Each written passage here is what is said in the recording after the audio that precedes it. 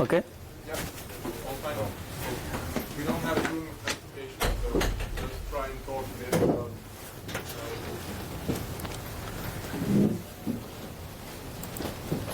Since we're on school, I think we can start anytime. Yeah. Jagan, I'm coming from India, and today I'm trying to explore about U-boot from scratch. The ideal goal of this presentation would be like I would present like what exactly the project community happens since from the start. So I would have many more slides. Please be patient. And myself, I'm Jagan. I'm mostly working for Linux and maintainer for U-boot and some few subsystems. And I even work for Build Root and Yocto. Here is the agenda of this talk. And the agenda is, I have described the agenda to start with the nutshell of U-boot and keep on adding one by one, and at the end I can detail explain what is the future plans and what are the mistakes we did while porting the hardware and everything. So the part one topic would be like a nutshell. In the nutshell, I can cover all the topics like a brief history and what exactly the U-boot means and what was the source code, how you build it from the sources, and how the U-boot has grown since from the birth to now, and what are the boot sequences and what are the ideal tools for U-boot right now using. Sorry? The history, it's a brief history, like it starts from Vox and Dunks in about 10 years back, and now it's moved to Tom Rainey as a master maintainer, and now it's supporting all of the most of the architectures right now in our industry.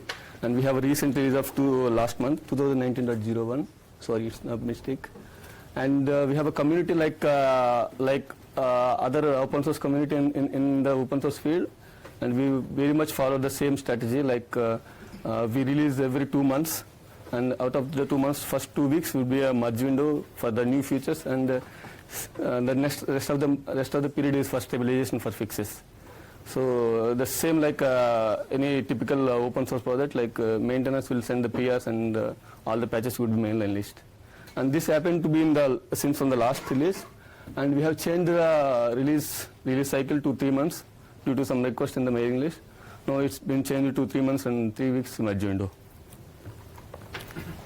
These are the hardwares we supported till now, and we have most of the hardware or processors in the industry we supported even the RISC-V in the recent U-boot versions. So we have many more developers and almost 1083 different boards in the mainline. So what exactly the bootloader? What exactly the U-boot means? Just say, for example, it's in the nutshell, in the layman terminology, a bootloader can be a firmware loader after boot ROM, and it will launch the Linux kernel or any applications. So that is a typical bootloader. And in the starting, when the project starts, U-boot resides in something like a bootloader phase. Like there are some architectures from NXP. They directly boot the U-boot from the boot ROM. So the initial stage of the U-boot is something like this phase. Since as it's been started, there was a information from the SOC loaders, like individual SOC vendors from like SOC like Xilinx or Freescale is coming with some kind of a SOC loader. They are not into open source at that time. Like that purely depends on a DDR configuration and along with some FPGA configuration. Those are not mainlined yet, or not been to any GPL license. So U-boot can take care of this part. In 2014 or somewhere, they come up with a solution called SPL. So the SOC loader can be upstream to U-boot. So the code of the SOC loader now part of the U-boot loader. So it can be terminated as SPL, like a secondary programmable loader. So in this stage, U-boot can enable to load all kind of SOCs with different boot flows. And as U-boot has been growing further, there was an information like there was one more problem we came up, like SPL has some limitation since it's running from the SRAM. So SPL cannot fit all SOC related SRAM. So we came up with one more solution called as TPL. So if anybody wants less memory like 8K or less than 8K, they should use TPL. And the boot flow is something like TPL and SPL and U-boot proper. So the year goes, U-boot become U-boot proper. The SOC loaders will become another stage bootloaders. This is normal build steps, how to build a U-boot, and all the three different stages, the bootloader source code is the same. The build system itself is changing a bit to build the respective stages. And this is a typical U-boot tree. We just follow the same as Linux, but with some kind of a commands for a user interface. And as I told you, like we have 3 stages of U-boot, and the build process starts with a normal scripting. And first it will boot the U-boot proper, like in the left hand side there is 17 number. It starts with the U-boot proper, and the build step is moving towards SPL, and it will build the SPL images. And if the board support as a TPL, it will build the next TPL images. This is a typical U-boot sequence from the power on reset. There was a global descriptor for the entire U-boot source code, like what was the memory starting and memory ending. Is the frame buffer. All the global details will be initialized in the first in the initial stage, and it will look for initialization code like board_f, whether it is a SPL or TPL or U-boot proper. There are 2 different sequences. So if it is SPL or TPL, it will allocate some memory, and it will create some LE debug, and it will create DDR memory. So that the next stage bootloaders can use the same memory. But in case of this SPL, the SPL will run from the SRAM. Now on the SPL you will find out whether it is a U-boot proper or SPL. If it's found as SPL, it will load a boot mode device. Like if I boot from the NAND or MMC, the respective NAND driver will load the respective images. So at the end, the SPL will find out. There was one more stage called Falcon. I will describe it later. If it is a Falcon, it will boot the Linux directly, and if it is not Falcon, it will identify whether I need to go for GD stage and whether I need to go for ATF or OPTI. Say for example, it's U-boot proper. It will relocate the memory. Like it will since the SPL is starting running from the SRAM. While initializing DDR, it will reallocate it by itself to the top of the memory, so that the next image like Linux kernel can use the offset from the 32K. The U-boot proper sequence is something like it's a common sequence. That's why I have a init sequence _R, where you can what are the configurations you enabled in U-boot. All the configurations will be part of the sequence.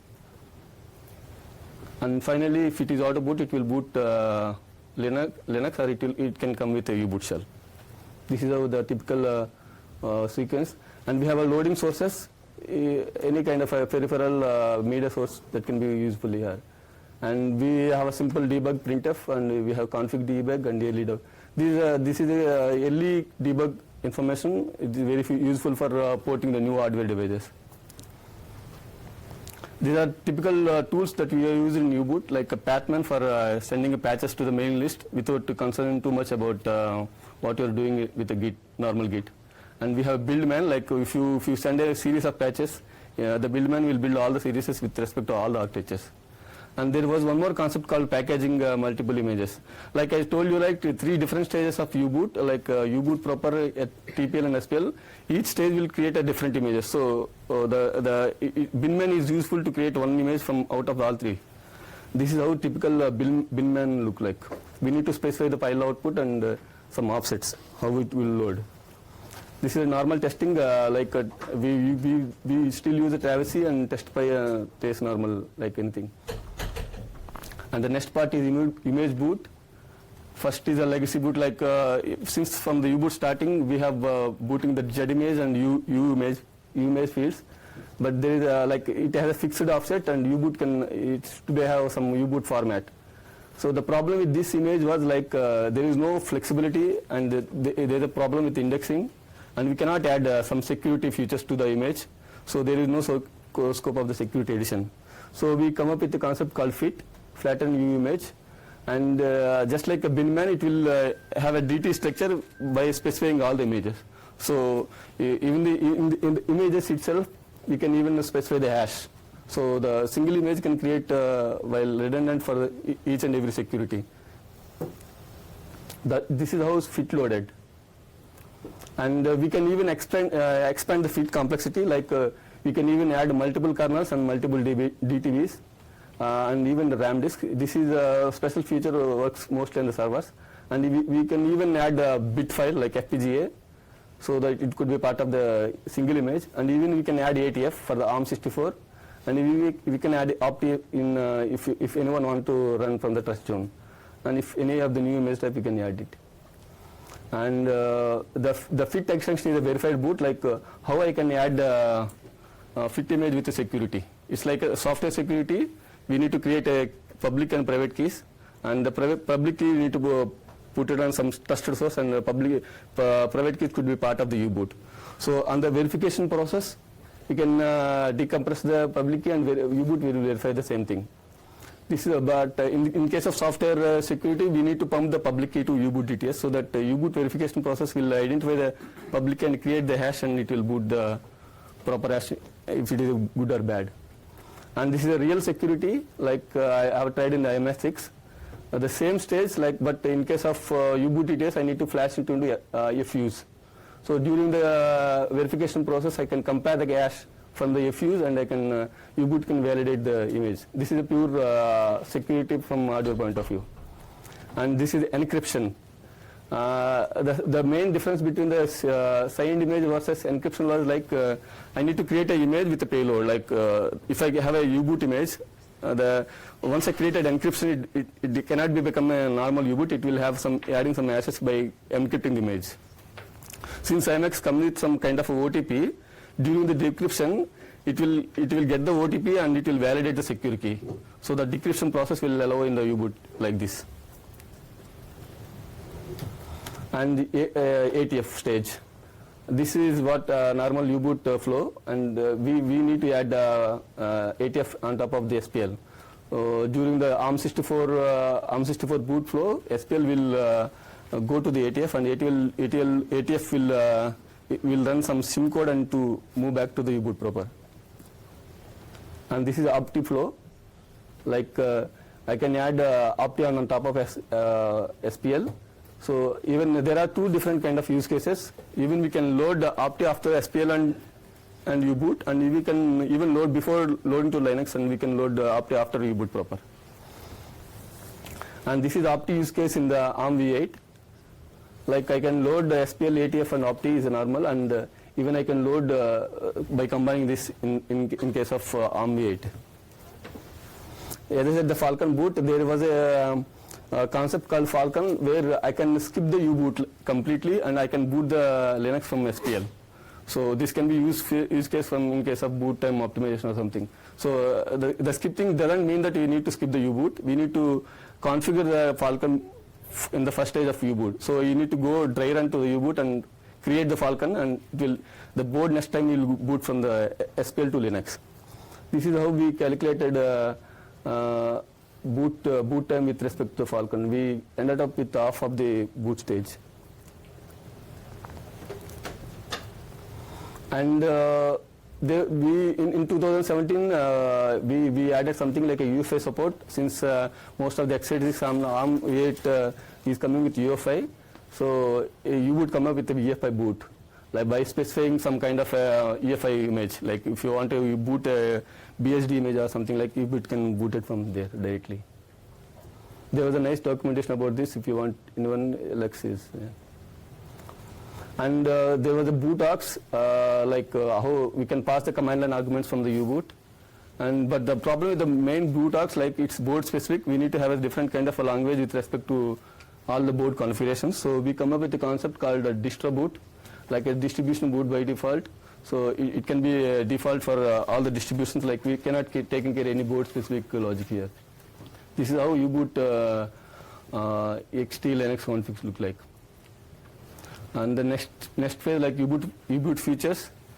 The first one is the kconfig, and I will describe all the features that are built from the scratch to now. So the first stage is the kconfig, at the U-boot starting point, we didn't use the kconfig, so it was a normal build steps. So in 2014, we ended up using the kconfig look like a Linux. But since we have 3 different stages, the kconfig can be categorized into 3 different config files, each config file for each stage. And we even add the FTT support, like you can reuse the same DTB for U-boot, since the same thing using from the Linux. So even you can specify the DTB and we can build the U-boot with DTB. This is like a normal DTB flow. And we have some specific use case for the DTB nodes. Like we always sync the DTBs from the Linux. If you want any DTBs or nodes properties with respect to U-boot, it could be part of some uboot.dtsi file. This is how uboot.dtsi file look like. And there was a requirement from the Linux. I wanted to change the DTB node while moving to Linux. Before I need to change something onto some property disable becomes, I need to do it like a enable or something. So I can do that in U-boot before going to Linux by using libfdt. So I can grab the node and I can go to the node and traverse to the node, and I can update the node if I wanted to update the node. The problem with this is like we need to traverse the entire tree, and there was a problem with the speed, and we need a rebuild the sources again. So we come up with a concept called live tree. Like instead of pointing to the offset, I can pointing to the pointer to the particular node. So I can directly go to the pointer to the node and I can update the DTB property. This is how live tree look like. This is sample code for how we can write a live tree. And we even add FDT overflows like overlays. Like there was a hacks hardware on top of like Raspberry Pis. If the DTB on the particular board or a hat is not in the mainline, they are come up with a concept called overlays. So we even load the overlays by means of fit as a manual. This is how you have a overlay DTB, and this is how we can load the overlay DTB. Like and the load address, I can specify the core DTB file and the next hash with the overlay DTB. So it can take the overlay and it will boot the Linux. This is how we can boot the normal overlay in the manual manner. The next concept like a driver model, and this was introduced to make more features to the U-boot. I just keep track more. The initial stage of U-boot, we have a drivers like calling the function calls from the board. So they are not redundant. They are ended up with we cannot use the multiple controllers with the same flow. So we have a problem like direct function calls multiple. There is no scalability and difficult to maintain. So we ended up concept called driver model. The driver model look like this. Each device has a hardware device, and along with the driver, and there is a U class. So say for example, I have spy flash. I have a spy flash device from the DTB. And I have a driver, like if it is a controller driver, it could be a Jinx controller, and U class is the core. This is like a homogeneous with respect to the Linux device model. The Linux device model has something like we can have a device type, bus type, and there are various categories based on the device topology. But here, all the devices are homogeneous. Look, like each and every device has a driver and U class. This is a simple modular, but there are some issue with SPL. If you want to use in SPL, you need to bear some size. The beauty of this driver model is a lazy initialization. Like see, in case of bootloader, you don't need to initialize everything like what Linux does. So I can do the lazy initialization. Whenever I need, I can initialize it in U-boot console. So this is a typical driver model we evolve. CPU driver models. Like if it is a CPU, I wanted to get the information, the U class underscore CPU. And if it is a DDR driver, I have U class underscore RAM. And if it is a shared memory, I have a driver concept called U class underscore SMEM. If it is MBOX, I have a U class underscore MBOX. And if it is a RTC, I have a U class underscore RTC. This is like how CPU driver model look like. And this is the power driver models. All the driver model will fashion something like this same. Like each and every driver, you have a U class drivers and with respect to controller drivers. And there are some core concept like a clock, reset, pin control. All this categorized into something like this. So we have a generic PI driver and even pin control. And we have peripherals like serial, UART, SPI flash, and GPIO and Ethernet. All the fit into the same category of the uClass flow. This is how typical U-boot driver model look like. I have written a driver like Jinc underscore QSPI. It's a controller driver, and this uClass driver is a core. This is how you can pass the operations. And we have one more layer like Linux. We have a generic block layer. So the uClass can be a parent to the other uClass. And it can be child to the other uClass. So here block is a uClass and it is a child for uClass underscore MMC. And we have uClass for block is SATA, SCSI and NVMe. This is how we can interact with uClasses. And this is the U-boot USB uClass framework. We even handle peripherals and everything. And we have, since I told you like if you use FDT, we can have a restriction for the size. So you can skip the FDT by concept called off underscore platform data. This is something like a legacy Linux platform device. Like I don't want to use a device tree, but I can use a driver tree node by using this device installation. This is how we can upgrade the U-boot firmware. There are variety ways we can use it. We can use a device firmware and you can use a fast boot, even UMS. And if you want to port the new hardware, we need some kind of a prerequisites like setting up the size, and we need to know how what serial you are using, and you can use this. This is how we can port the new hardware. We can concentrate on the respective config files as well as with DTS files. There was a nice presentation on this, in detail presentation in the ELC 2017. If anyone wants, you can refer. And this is how U-boot look like with the 3-stage bootloaders. First it starts TPL and written from the boot ROM. It will start from the Linux and the MMC, SPL, and it will again go to the MMC and it will start to U-boot proper. This is how the typical future plans. If anyone wanted to participate in these areas, you can easily. And this is conclusion. And thank you.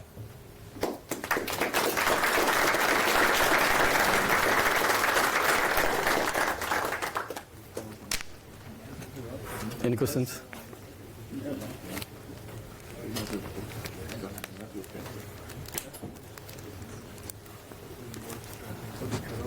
Any question? I have a question about x86 support. Yeah. You would be used as a loader in the bare metal and virtual machines.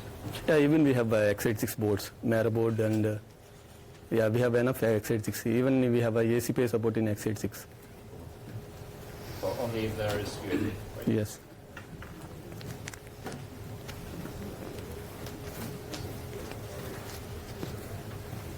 You can also load U-boot as a BIOS in QEMU and use it as a BIOS instead.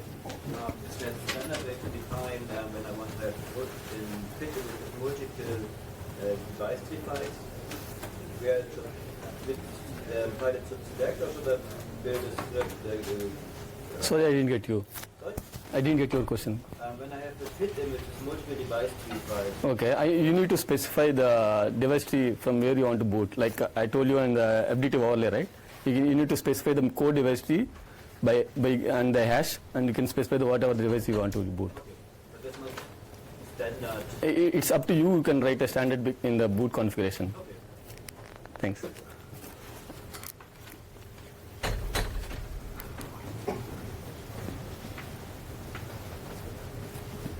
No more questions? Yeah. Can you explain a little bit more about the upcoming features? Sorry. Can you explain a little bit more on the upcoming features? The upcoming features would be like we are in a stage of removing all the legacy drivers, like moving towards driver model. So that can be a future plan I can say, because since it was started, driver model has been started almost 3 years back. We have not enough moving towards the driver model. So we already place some margins like milestones for each and every driver subsystem to merge. Otherwise, respective board will be removed from the main line. So our initial goal, right, the starting phase 1 goal would be move all the driver models.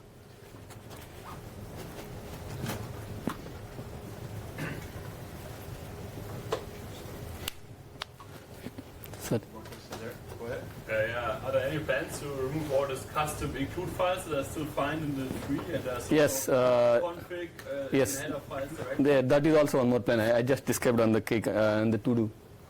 Yes, Kconfig migration.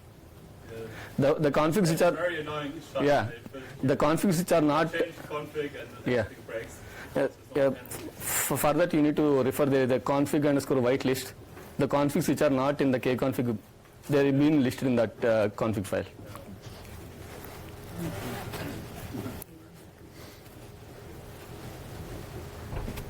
Any more questions? Okay, thanks. Thank you.